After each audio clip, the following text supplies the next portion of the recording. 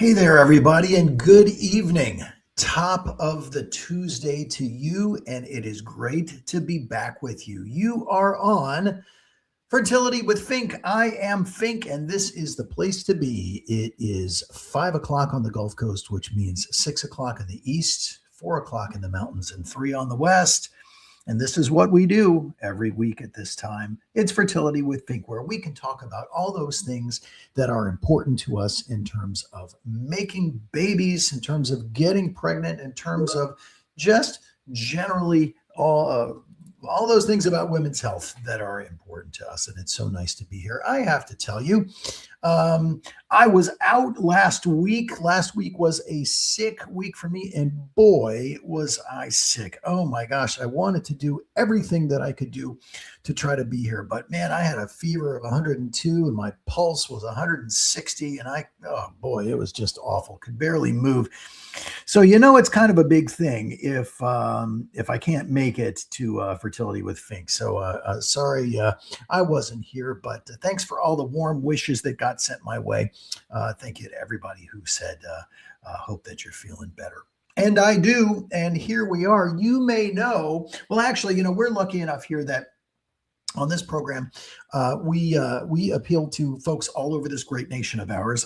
My primary office here is in Pensacola, Florida. We also have an office in Panama City and in Mobile, Alabama, which is New Life Fertility, or New Leaders in Fertility and Endocrinology. But I also work with my dear friends at the Missouri Center for Reproductive Medicine, MCRM, in St. Louis and in Tulsa. And in fact, I will be there this coming weekend, traveling actually Wednesday, and I'll be doing retrievals there Thursday, Friday, and Saturday. So if you are in the neighborhood, please stop by to say hello. You may notice the jewelry here, the accoutrements, and as Marlena added, yep, happy Mardi Gras. Today is Fat Tuesday. So as I started to say, if you're from the area here, most people know that this is Mardi Gras Day. But if you're from outside the Gulf Coast, you may not realize what an important and significant holiday this is, with all the parades and the beads and the partying and the good times and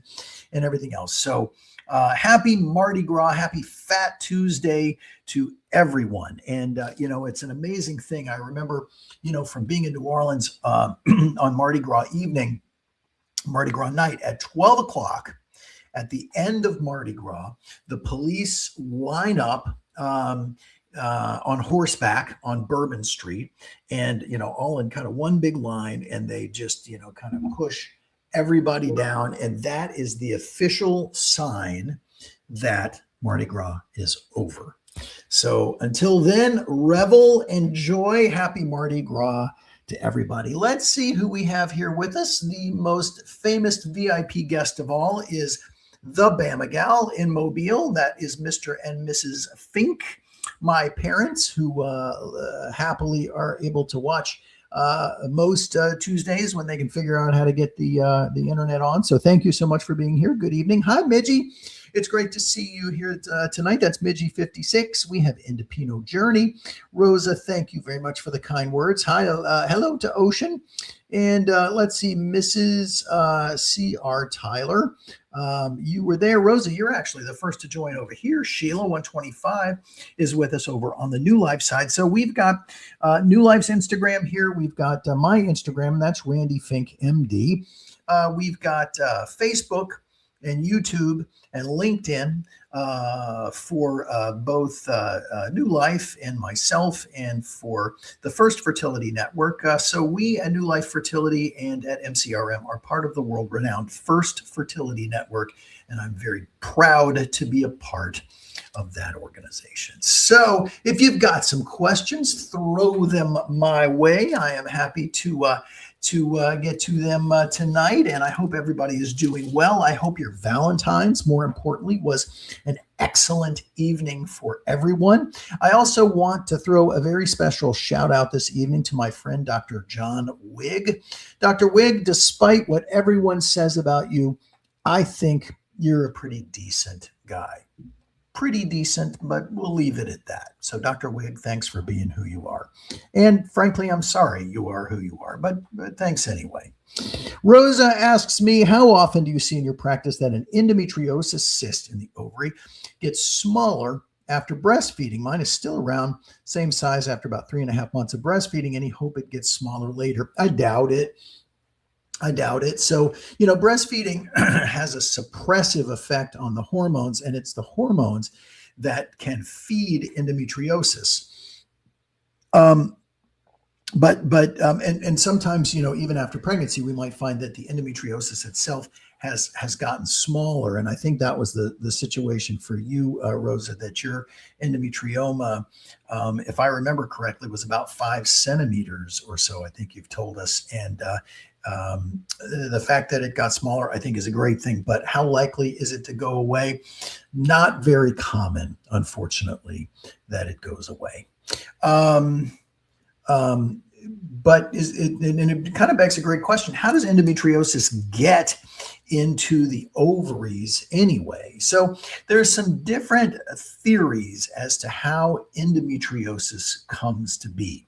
Some people think that it has to do with your lymphatic system, with lymph nodes and lymph glands, that endometriosis is transported through that system up into the pelvis and in other places. Others think that it may be more likely that it happens as a result of the fact of menstrual flow, instead of working its way out when we have a period, that it goes backwards. So it's what we would call retrograde flow of menses that gets into the pelvis, gets onto the ovaries, and gets into the pelvic peritoneum. That's the lining of the abdominal cavity, and ultimately then sticks and starts to grow. So when it implants on an ovary, so imagine it's coming through the tube and it sits onto an ovary right here. Well, the ovary tries to start to build itself around that endometriosis, and that is what creates an endometriosis cyst, or also known as an endometrioma. Why does endometriosis matter? Well, endometriosis matters because it can affect us in many ways. So the classic presentation of endometriosis is someone who has a pain syndrome. It often is the most common cause of severe pelvic pain. But believe it or not, so that's the classic presentation, but the most common presentation is actually silent endometriosis, and that's people who would otherwise not know that they have it. So it can affect things hormonally. It can affect ovarian reserve. It can affect things mechanically, like causing some scarring on the inside.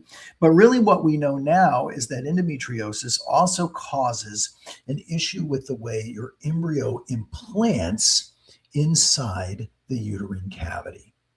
It affects the way embryos implant. And we can now test for this without doing surgery. So previously, the only way to know that you had endometriosis was to have a laparoscopic surgery where we place a camera in through the belly button and look around and actually see the endometriosis. Now, through a simple endometrial biopsy, which is a test known as receptiva,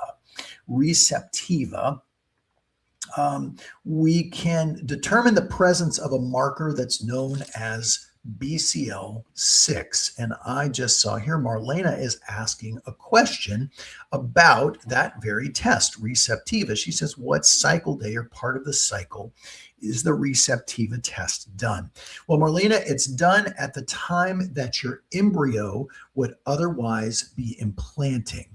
And that's about 7 to 10 days after your ovulation. Or if you don't ovulate, if you do it with a mock cycle or a medicated cycle, you would use typically a couple of weeks of estrogen followed by 7 to 10 days of progesterone. And sometime during that 7 to 10 days of progesterone, that's when you would do the test. So the test is only validated during that specific time and should not be performed at any other time of the cycle.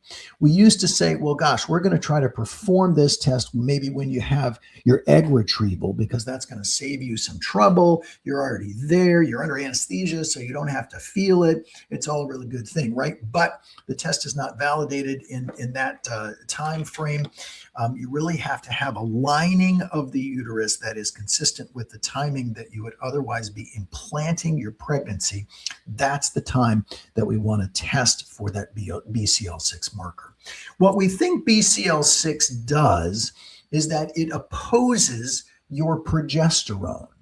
And when it opposes your progesterone, progesterone is the most important hormone that your body needs in order to maintain a pregnancy. So if you're blocking your own progesterone, your pregnancy may not be able to implant.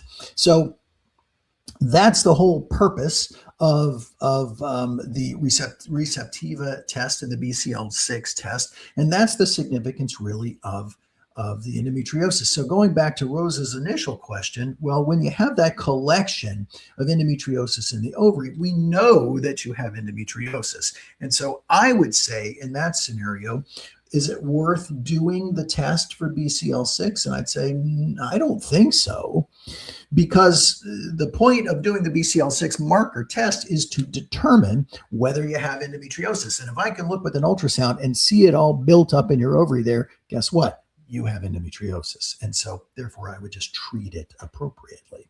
So that's the story there. A special hello to Sharmila this evening, who, gosh, your baby is 6 months old and started solids. You know, remember, Sharmila, when that baby of yours was just a flicker in your eye and just a dream that we had together, just a hope, just a mere dream, and how quickly that dream comes true. And I think, as you're going to see, because gosh, in my mind, she was born just yesterday. She's already 6 months old.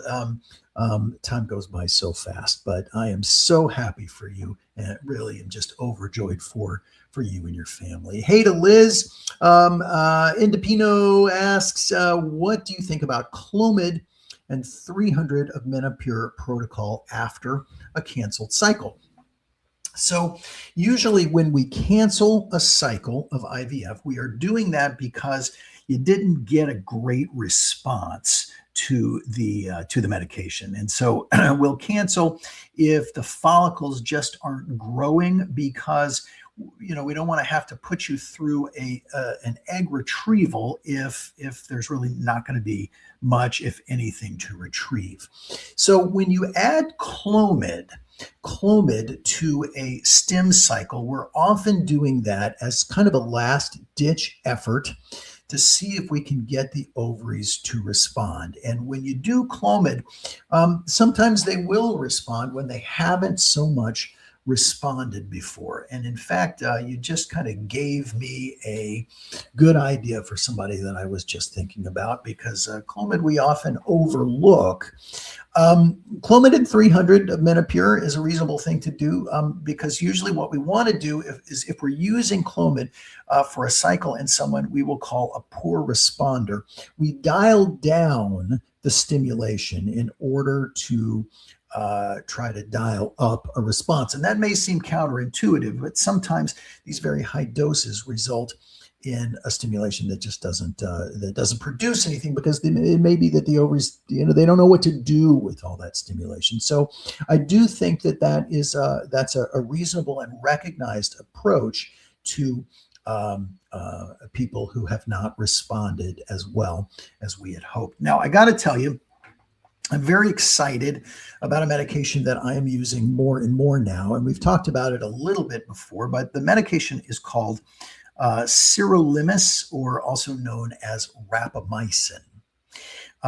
If you do a little Google search for rapamycin and IVF, it depends on when you're looking, because the older data used higher doses of rapamycin and found that, well, you know what, it actually had it lowered outcomes.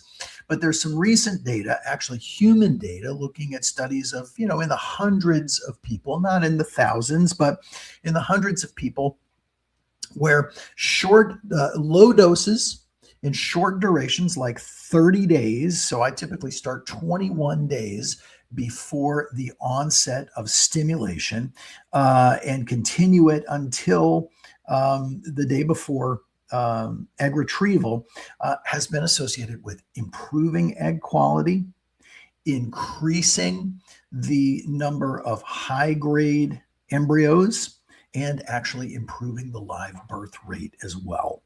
The other nice thing about this medication is that it's really inexpensive. So compare that to what we, classically have used, which is growth hormone. So growth hormone is very controversial in IVF. It's kind of been the only thing that we've been able to give to people in order to try to elicit a response, try to get a response when responses are hard to come by.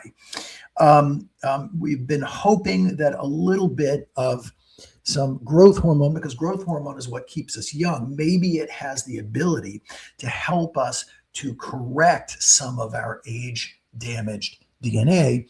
But there are some studies that show it really doesn't do anything except increase the cost. And increase the cost, it certainly does, because it's a very expensive medication. From the fertility specialty pharmacies, it usually costs about $700, I think $700 or so. If you took that same prescription into like Walgreens, $5,000 is what it costs for some growth hormone. So, it can be very expensive. Whereas the rapamycin dose for that 30 days, oftentimes is covered by insurance.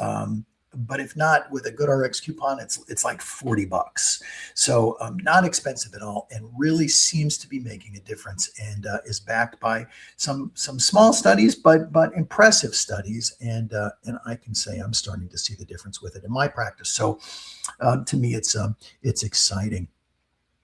Some hellos out there to Florida Gator Girl and Deanna, nice to see you this evening. Shelby, hey there. And Katie be doing things. Hey to Sarah, also on the New Life side over here. My friends at MCRM Fertility are kind enough to say they are looking forward to seeing me, and I am so much looking forward to seeing you.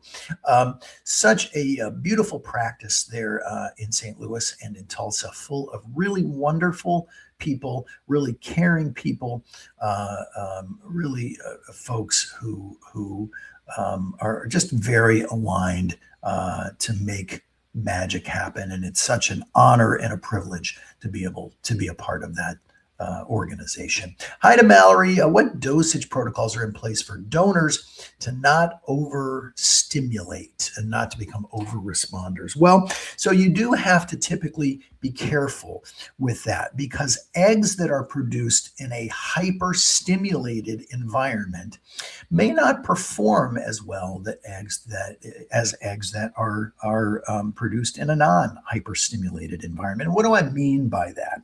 Well, usually what happens, Mallory, is that we want to just dial down the doses, because most of the folks who are egg donors are young and will typically respond well to the hormonal stimulation. So they often have a little higher AMH level, which means that they are known to be, or we expect that they will be good responders to the medication. So dialing it down is important, because on the one hand, we could do an egg retrieval on a donor, let's say, who is maybe 23 years old, has a high AMH. And I know if I give her a lot of stimulation, I can make her ovaries that are normally the size of, let's say, walnuts, easily become the size of coconuts or cantaloupes, or maybe even small watermelons.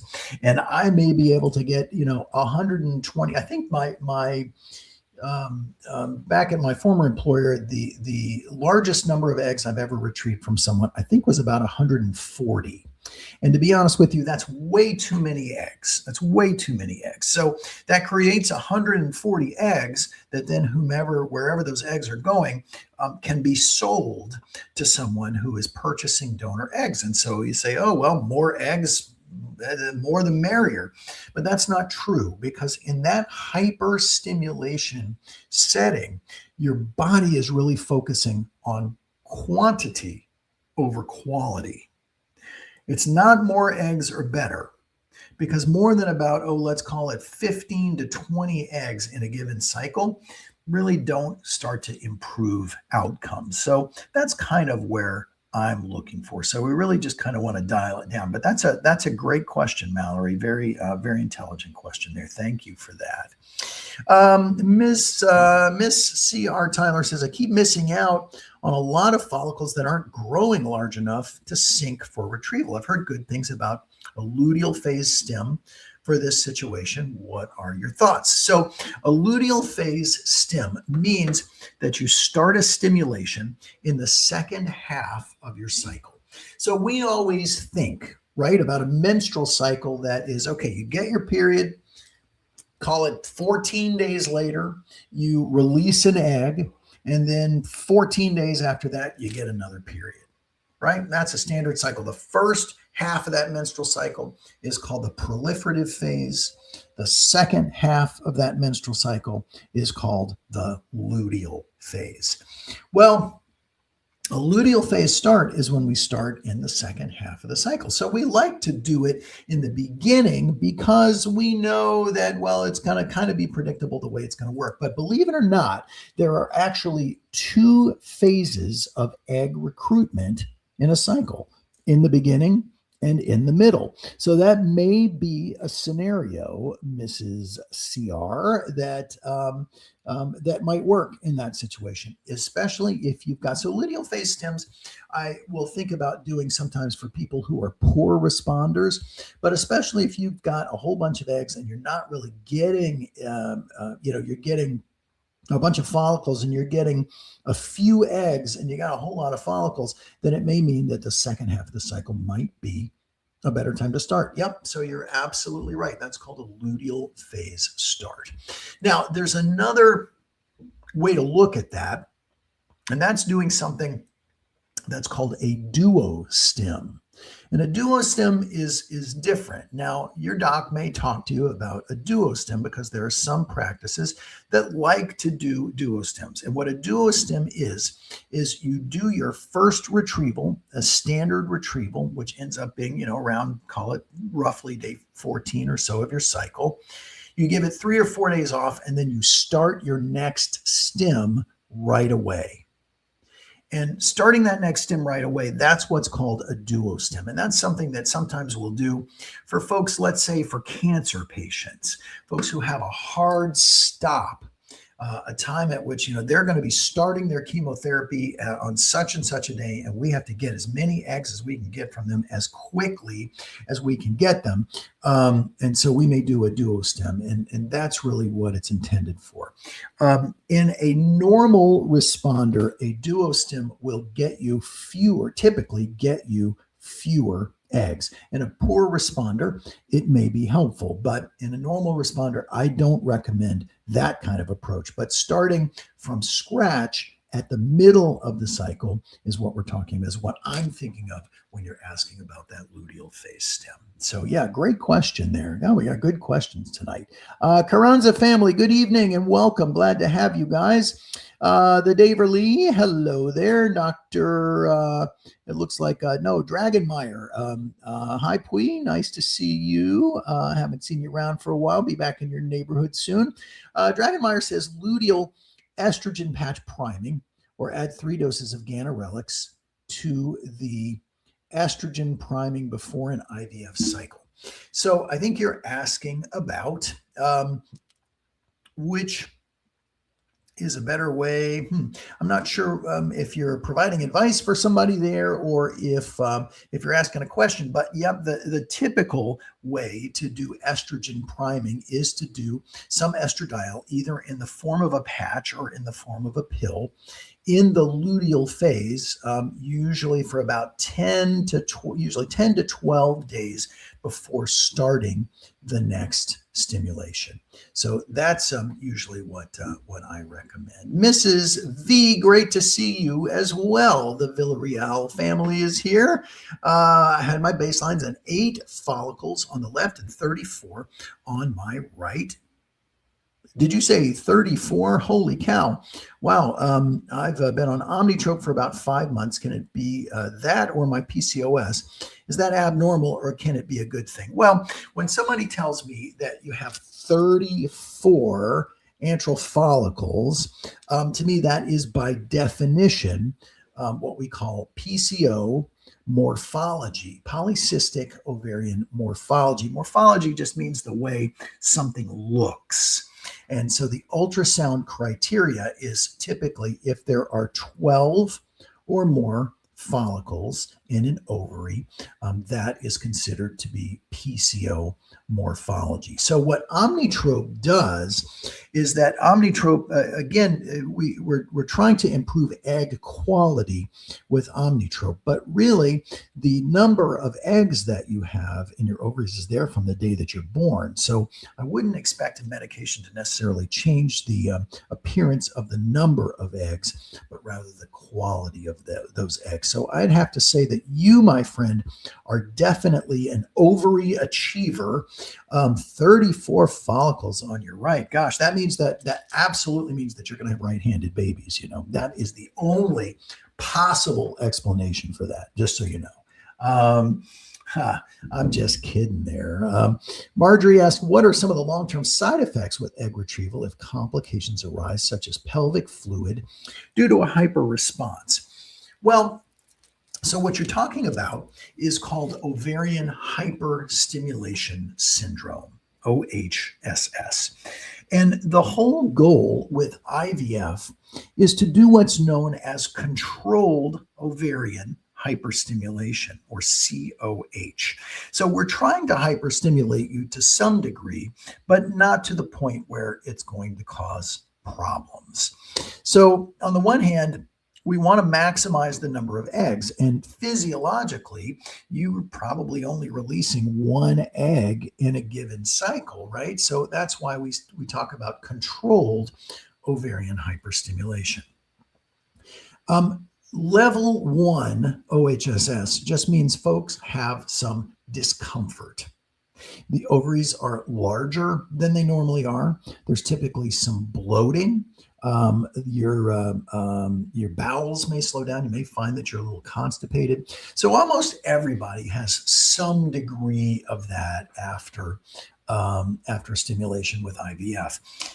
The issue starts to come when the hormones associated with all those follicles that have been stimulated are making too much estrogen and are making too much of a chemical in the body that starts to make your blood vessels get leaky. And those leaky blood vessels start to allow fluid to accumulate in places where fluid is usually not. So that may be in the belly, and that's what we call ascites. Ascites is that it's a proteinaceous type, clear, usually straw-colored fluid, sometimes it's bloody, that collects in the pelvis and is associated with ovarian hyperstimulation. Now, it's very common. Many people at the time of an egg retrieval have a little bit of extra fluid in there, and that just happens. And it can even happen naturally without stimulation, that you can develop a little ascites. The problem is when that ascites becomes very significant. So sometimes we can do a procedure to remove all that extra fluid, but sometimes that amount of extra fluid, it can be, liters of fluid that you have on the inside. And that's problematic because if you're leaking that much fluid into your belly, there is a possibility that you're also leaking it into what we call your interstitium. Maybe you've got real swollen ankles and swollen fingers. Your rings don't fit. But moreover than that, all that's making your heart work harder, and you can even get some of that edema, some of that swelling in the brain. So it can start to cause electrolyte problems in your body. It can cause liver issues, kidney issues, and ultimately can affect the brain.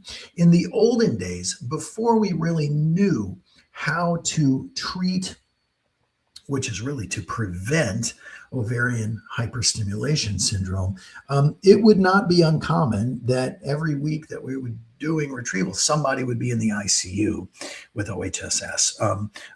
In the olden days, I'm told that people were routinely in comas. And I don't know that have never experienced that myself, because really we've reached a point where we understand what causes OHSS and how we can treat you differently to avoid the very severe type of ovarian hyperstimulation syndrome that some people can get. So that severe type of thing should never happen. The best way to treat it is to not let it get there. There's really very little excuse for that severity of OHSS in my view.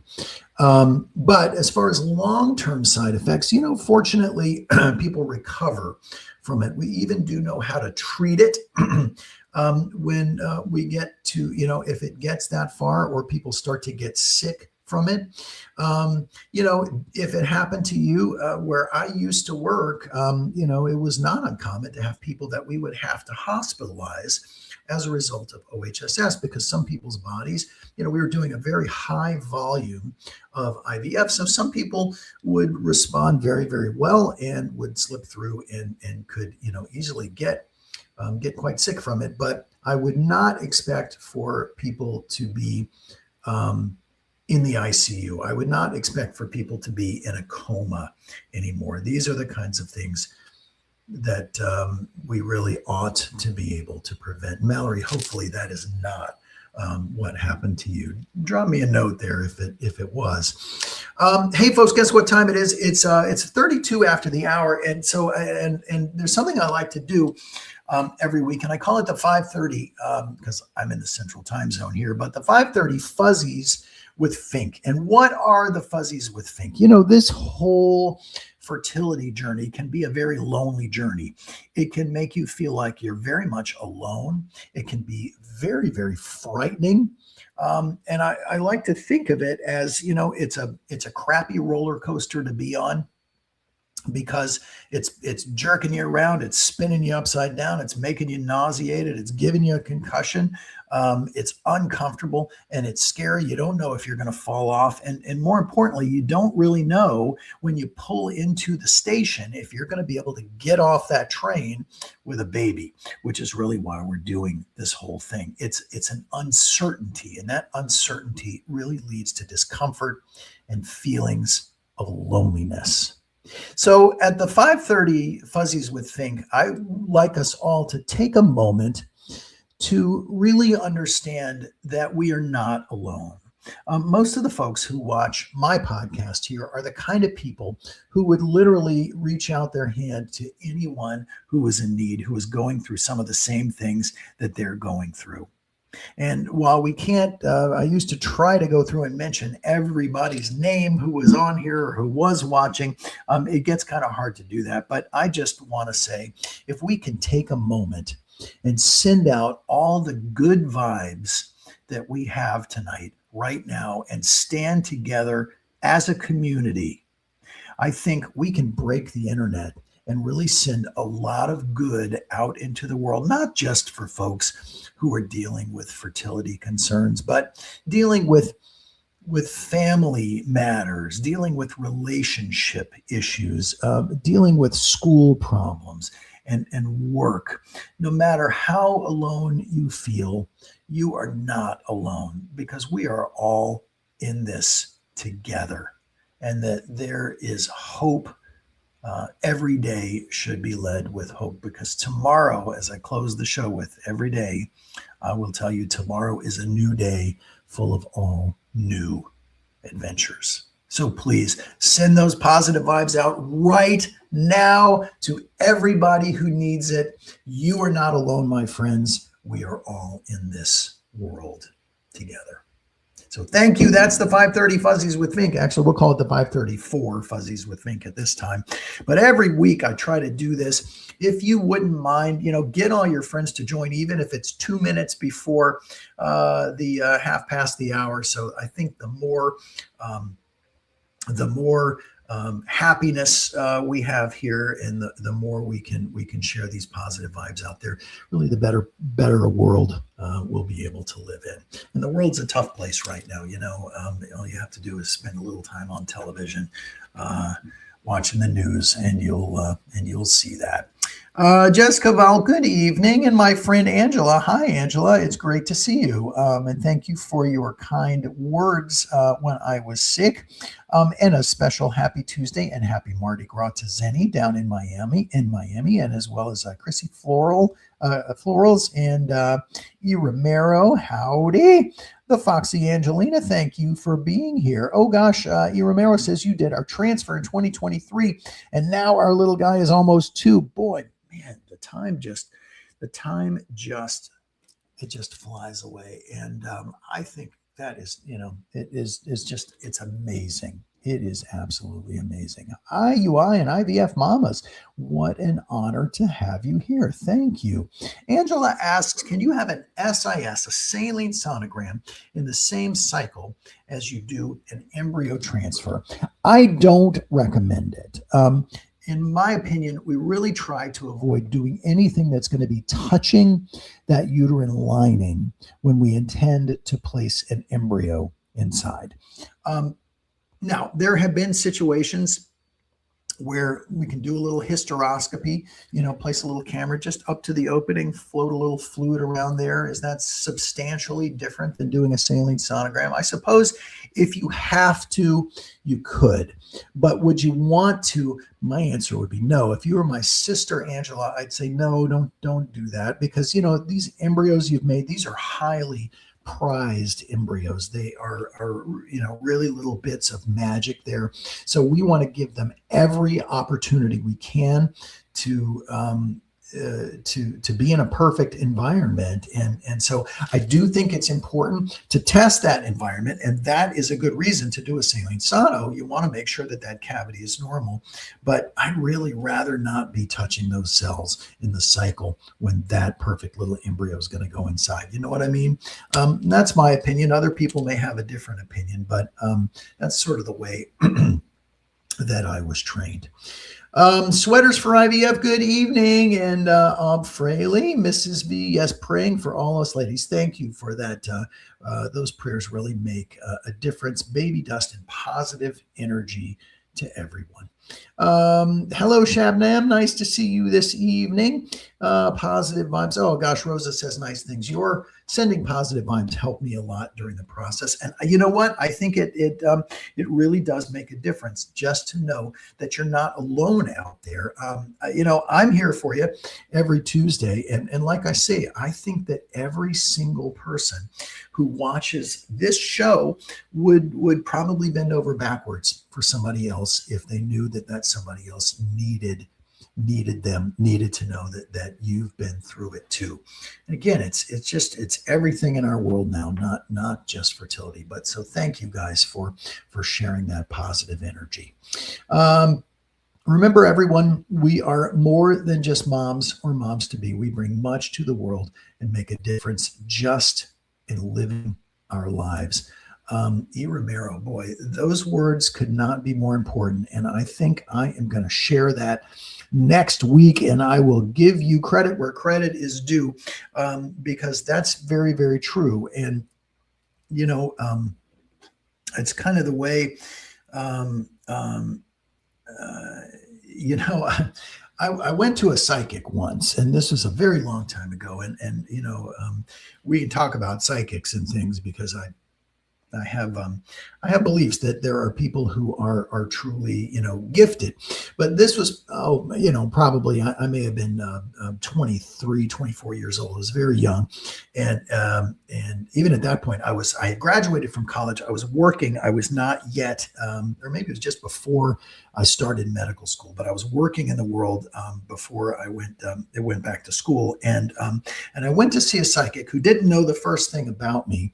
And she said, you have a very healing way about you, and you have to remember that healing is more than just taking care of someone who is sick. And those words have stuck with me because there's a lot of healing we all have the ability to do, and that has really kind of embodied my approach to medicine. It's not just taking care of someone when they're sick. It's trying to help keep people healthy, but health goes way deeper than just a set of numbers that come from a laboratory or a count of eggs that we might see on an ultrasound or an embryology report. It's about the health of the spirit. It's about the health of the soul, and I really feel very strongly with that. We can really make the world a special place just by doing the things we do and being the people we are. E. Romero, that was a brilliant thing to share. Thank you. Sweaters asks, are there stim meds or ovulation induction meds that are acceptable to take if you're still breastfeeding a toddler? My periods are regular, not ready to wean, but I'm ready to try to conceive again. My answer to that is no. So could you get pregnant while you're breastfeeding? The answer is yes, you can. I don't recommend it because it becomes a challenging environment to be able to provide enough sustenance for the baby on the inside, as well as for the baby on the outside. So usually we find if someone is breastfeeding and they become pregnant, we usually recommend that they start to wean. Unfortunately, all of the medications, pardon me, all of the medications that we use for ovulation induction will have an effect both on milk supply and will transfer through the milk to the baby and may have an effect on the baby. So we do not typically do ovulation induction in someone who is currently breastfeeding. And that's really the reason why. It's because of the medications. But in general, pregnancy outcomes are higher if you're not breastfeeding when you get pregnant, and that's the same across the board, whether it's through fertility treatment or even spontaneous pregnancies. We'll be here for about another 20 minutes. This is Fertility with Fink, live from Pensacola, Florida, where I work at the New Life Fertility office here. I'm a fertility gynecologist. We also have an office in Mobile, Alabama, and in Panama City.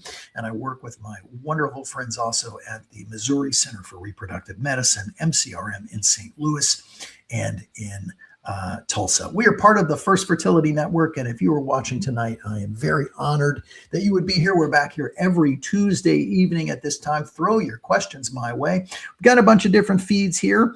This is New Life Fertility's Instagram. We've got Facebook, a bunch of different Facebook and LinkedIn and YouTube profiles right here. And this is my Instagram at Randy Fink MD. And that, Mallory, would be a good place to message me. If you have a question and you can't seem to get it in tonight, or you just don't want to type it in and share with everybody, feel free to also email me at askfertilitywithfink@firstfertility.com. That's another way, but Mallory, please message me on Instagram if you would. Okay, let's see what else we got going on here. Can you do a medicated cycle with a trigger for an FET? And the answer to that is no, because talking about two different things that are kind of going on there. One is, well, a medicated cycle is where we're giving you all the estrogen and the progesterone that you need. Whereas a trigger shot is used in a natural cycle to get your ovary to release an egg. Because when you've made that egg, then you've made your own estrogen. And when you release that egg, you have made your own progesterone. So triggering is designed to help control the timing there. But that timing control is timed exactly from when you start your progesterone in a medicated cycle. So using a medicated cycle means you wouldn't do a trigger shot because you shouldn't actually be making an egg. We don't want you to make an egg because then your own egg will start to interfere hormonally with what we're doing in that medicated cycle. But good question there. Let's see what else we got going on here. G. Amanda, howdy. SB Charles, haven't seen you around for a little bit. Nice to see you here this evening as well. Oh, let's see if we had, there was a couple of other questions that I received by email. So, and I looked at it right before I logged on here. So let me try to remember exactly what was. We talked a little bit about the rapamycin, about the sirolimus, and where I think we're headed with that. Now, you may also know that there's a medication that's called tacrolimus, which is also known as Prograf. Tacrolimus is another medication that is used at the time of, is another immune modulating medication that's used at the time of embryo transfer, specifically for people who have a history of implantation failure. In other words, they've placed embryos in that should have stuck but didn't. So one of the thoughts there is that the body may be creating an immune response that's trying to prevent you from getting pregnant. It may be trying to reject your embryo. And so what does tacrolimus do?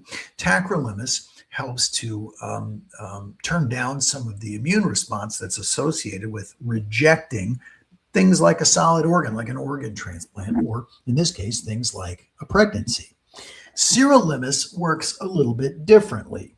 So one of the things that happens is that as we age, or as we mature, as I prefer to think of it, that maturation results in cells start working a little too fast. The portions of our cells that make our proteins, our ribosomes, that's a part of the cell, makes proteins. It all starts to work too fast. And when things start to work too fast, it starts spinning too quickly and things start messing up. Your body starts making errors.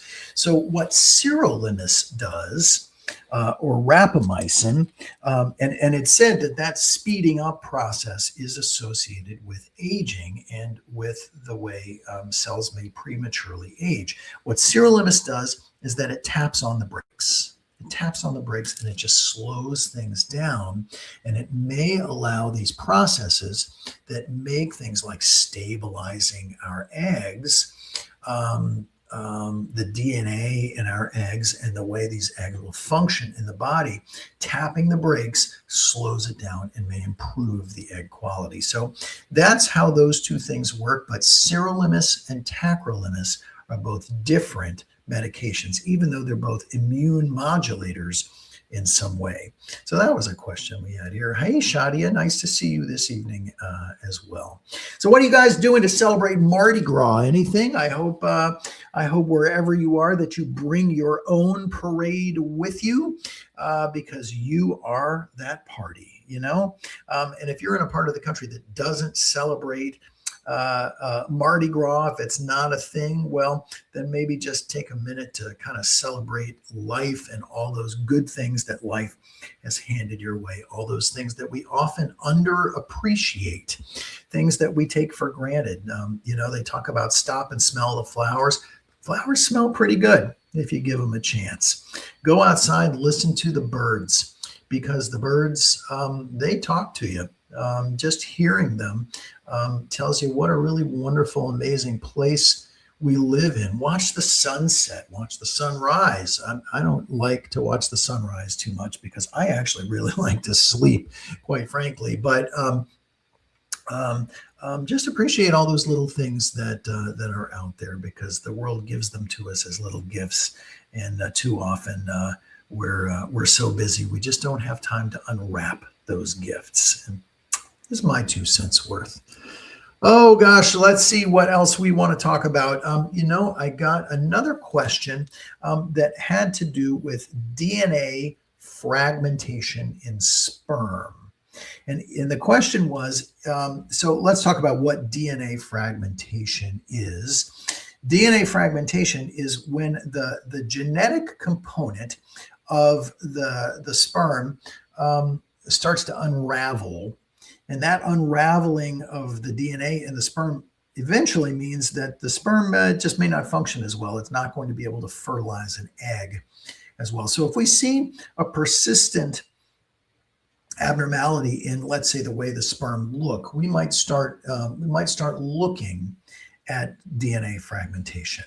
The question was, is there a way to look at DNA fragmentation without having to do the test specifically for DNA fragmentation? And the answer is yes. As part of a normal semen analysis, so at MCRM, we do a test called the HALO test, which looks at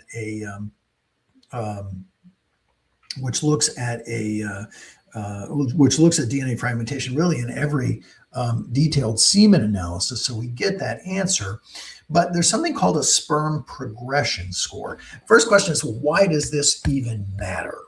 It matters because in folks who might otherwise consider doing something like ovulation induction with, let's say, timed intercourse at home, or doing an ovulation induction with an IUI. Well, with higher degrees of DNA fragmentation, we know that those methods really are far less likely to work. Even if all other parameters are normal, let's say a normal sperm count, maybe a morphology issue, but with a high degree of DNA fragmentation, doesn't matter how good the ovaries are, how open the tubes are, the odds of an IUI being successful are very, very low in that scenario. So that would be a tool by which we would counsel someone to say, you really are going to do better with IVF because the IUI is just not likely to work. So is there another way to test it? And the answer to that is yes. In a standard semen analysis, we have something that's called a sperm progression score. And a progression score is scored in number 1, 2, 3, or 4. 1 means the sperm just aren't really moving. They may be twitching, they're just not going really anywhere fast.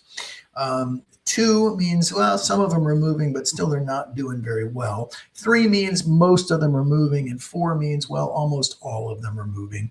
And so 3 and 4 is associated with a low degree of DNA fragmentation, whereas 1 and 2 are associated typically with higher degrees of DNA fragmentation. So if your semen analysis says that there's more 1s and 2s, it means that that specimen is probably not going to do as well with timed intercourse or with IUI. Whereas if you have a 3 or a 4, that suggests that that specimen will do better. So I hope that answers the question about DNA fragmentation, and are there other means of testing it other than having to do an expensive, potentially expensive fragmentation test? Answer there is yes. Shania says, can you talk about progesterone pills during the first trimester post miscarriage? Well,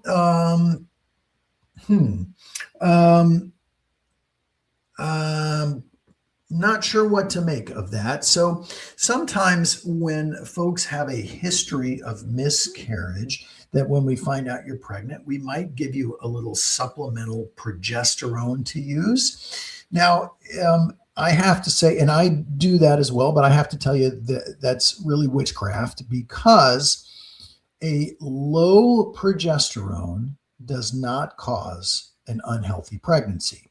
And let me repeat that. A low progesterone does not cause an unhealthy pregnancy. Rather, an unhealthy pregnancy typically causes a low progesterone. So let's say you spontaneously conceive and somebody checks your progesterone and the level is, they say, oh, this isn't high enough.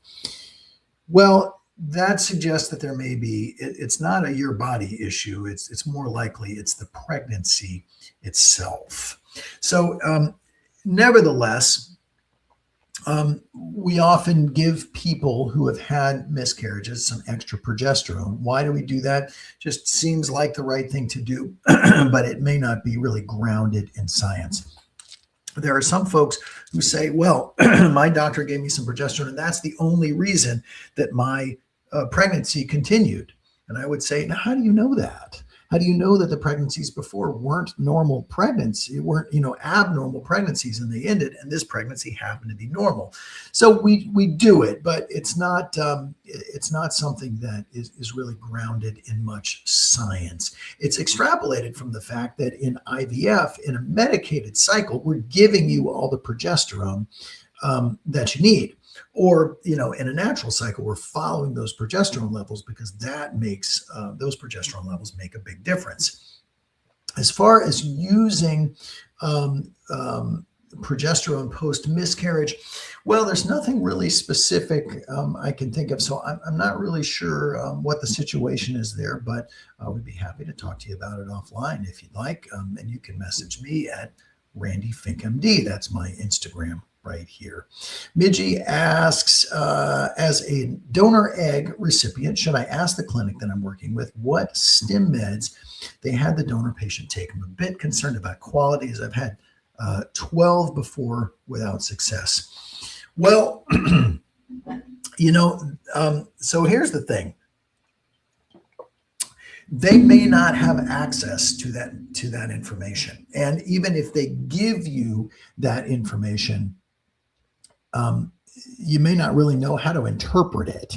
So what we're talking about here, when we were talking with Mallory a little bit before about hyperstimulation in the donor egg world, I think you just have to have some trust in the donor egg banks, it depends on where you get them. So some practices have their own donor egg systems, and each practice works a little bit differently with that. Some, quite frankly, are better than others. But, in most cases, let's say that you get a cohort of maybe 6 eggs. You get those eggs and none of them survive the thaw. Well, that's not a normal thing. And in most cases that egg bank is going to replace those eggs for you.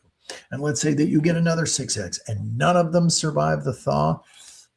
It's time to start thinking about, well, maybe I should either pick a different donor or potentially pick a different bank. But they ought to consider giving you your money back for that too, because, well, assuming the lab was thawing them properly, that would really be abnormal that none of your eggs survive.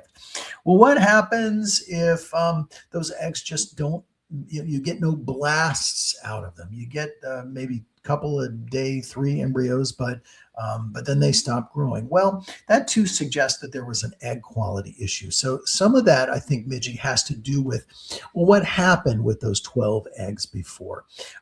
Did they grow to embryos? Did they make embryos? They just didn't make blasts. Or did they make blasts and you did transfers, but you didn't get pregnant? So, there can be some nuances to that. But more often with hyperstimulated eggs, you have to think about, well, they may not survive the thaw, or they just simply may not fertilize. And if they fertilize, they may not grow to blast. I usually recommend that with donor eggs, you should, there are many practices who will allow you to do day 3 embryo transfers. I don't do that with donor eggs. You really should be getting blasts so that you know exactly what it was that you purchased. Again, my 2 cents worth on that. But in my practice here, we really don't do day 3 transfers for the most part anyway, because we know that when those embryos grow to blast, they have a higher probability of being able to get you a baby. And what we want is to get you a baby. So it just gives us a little bit more information over, about, the quality of the embryo and what was made for you. Let's see. Hey, Faith, Hope, Love, Warrior, Fertility. It's a mouthful, but thank you there. Cliz M, howdy, and T Bienvenida. Half survived to blast. So Midgie said half survived to blast. So you did transfers and none of them gave you a live birth. I'd have to kind of look at that carefully. But that suggests to me that those were probably good enough quality eggs. So, but it makes me wonder. Well, how old was the donor? And they made blasts, but why didn't any of them make a baby out of 12 eggs? So you got half survived. 12, that means you got 6 blasts. I would expect that should have given you a pregnancy. So just statistically speaking. Folks, we're all out of time tonight. Again, a very special thank you for being here and a happy Mardi Gras to everybody. Happy Fat Tuesday. We'll be back again next week at Fertility with Fink right here, 5 o'clock p.m. Central Time, 6 p.m. on the East Coast, 4 in the mountains, and 3 on the West Coast. Remember, this fertility business is not the book of your life. It is just a chapter. And what are we here to do? We're here to rewrite it. And let's do that together. So until then, every step forward with love, not enough love in this world. Every step forward with kindness to other people. Do those random acts of kindness, please. And every step forward with hope. Because tomorrow is a new day, my friends, and it is full of all new adventures. Until next week, Dr. Randy Fink, thanks for being here. Good night.